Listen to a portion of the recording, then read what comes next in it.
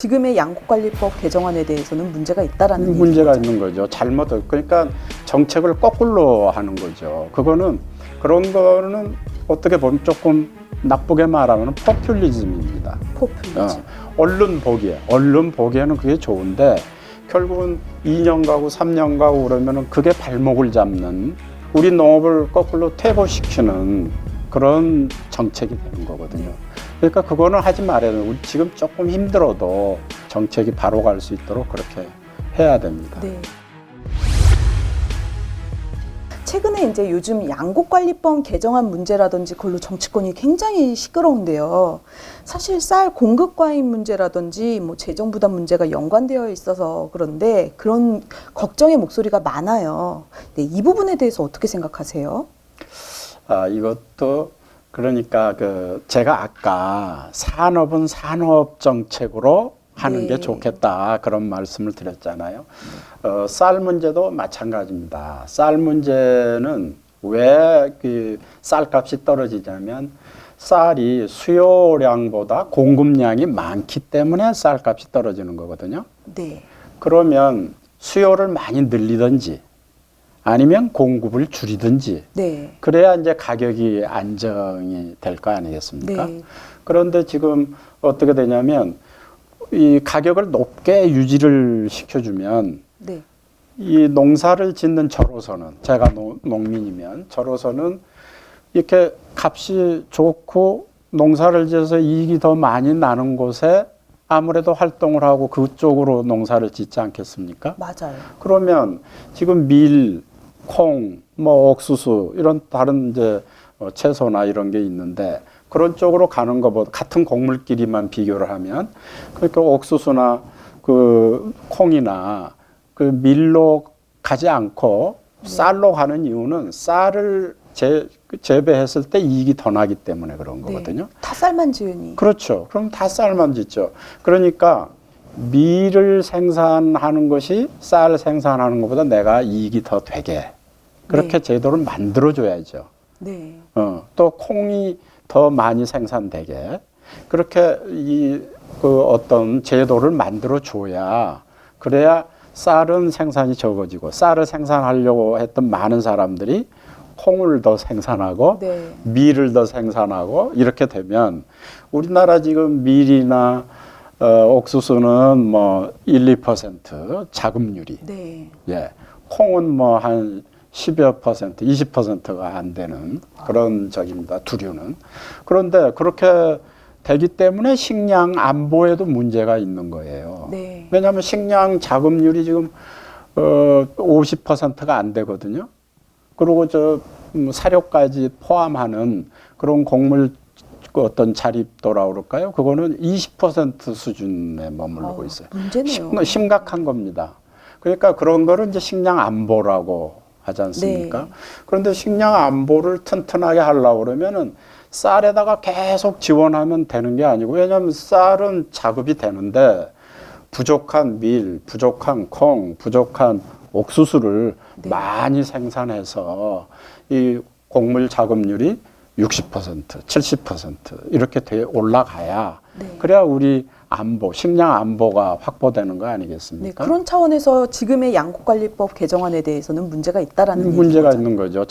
그러니까 정책을 거꾸로 하는 거죠. 그런 거는 어떻게 보면 조금 나쁘게 말하면 포퓰리즘입니다. 포퓰리즘. 언론 보기에는 그게 좋은데 결국은 2년 가고 3년 가고 그러면은 그게 발목을 잡는, 네. 그래서 우리 농업을 거꾸로 퇴보시키는 그런 정책이 되는 거거든요. 네. 그러니까 그거는 하지 말아야 돼요. 우리 지금 조금 힘들어도 바로 갈 수 있도록, 정책이 바로 갈 수 있도록 그렇게 해야 됩니다. 네. 또 그 관련해서도 기후 환경 문제도 같이 연관되는 문제잖아요. 네. 그렇죠? 네. 그렇습니다. 기후 환경 문제도 우리가 기후 환경 문제 이렇게 되면은 이런 문제들을 조금 거시적으로 볼 수 있도록 그 시야를 넓히는 것 같아요. 네. 그러니까 그렇게 되면은 지금 뭐 환경 오염이나 뭐 플라스틱 문제나 여러 가지 어려움들이 있잖아요. 그건 사람들의 욕구를 충족하기 위해서 너무 현실에서 욕심을 내는 나머지 전체 우리의 환경이 파괴되는, 그래서 결국은 돌아오는 것이 우리한테 여러 가지 어떤 피해를 주는 그런 게 바로 이 환경 문제잖아요. 농업 정책도 어떻게 보면 비슷합니다. 또 기후 환경으로 인해서 어종이나 뭐 품종 같은 것도 많은 변화가 있는 거죠. 변화가 있습니다. 네. 그러니까 우리한테 좋은 점도 있어요. 그러니까 예를 들면 뭐 사과다, 뭐다 이런 과일들이 계속 위까지 재배가 될 수 네, 있도록 기회 확대일 수도 기회가 있고. 확대가 되고 네. 또 저기 어떤 어업에서도 마찬가지입니다. 안 잡히던 그런 참치다 뭐다 이런 저기도 올라가서 잡히게 네. 되고, 그렇죠. 우리가 많이 하던 조기다 뭐 이런 저기들은 또 수가 적어진다든가 아, 네. 그러기 때문에 위기도 오고 기회도 오고 그러는데 네. 우리가 그런 거를 면밀히 좀 현 상황을 파악을 하고 네. 거기에 정확하게 대응을 해 나간다고 그러면은 좋은 기회로도 삼을 수 있지 않을까. 데이터 관리의 중요성을 얘기하시는 거군요. 네, 맞습니다. 네. 아주 정확한데 정부에서 그런 데이터 관리나 또는 그 현상을 파악하는 그런 것, 또 거기에 대비하는 R&D 이런 네. 거에 대해서도 투자를 좀 할 수 있도록 네. 그렇게 관심 있게 보겠습니다. 네, 지금까지는 많이 잘 안 돼 있는 분위기라고 지적이 많이 되고 있는데요. 네. 근데 이제 그거는 그럴 겁니다. 이제 변화가 이렇게 일어나는데 그걸 즉각 대처하기는 어려움이 있어요. 그 자연의 변화이기 때문에.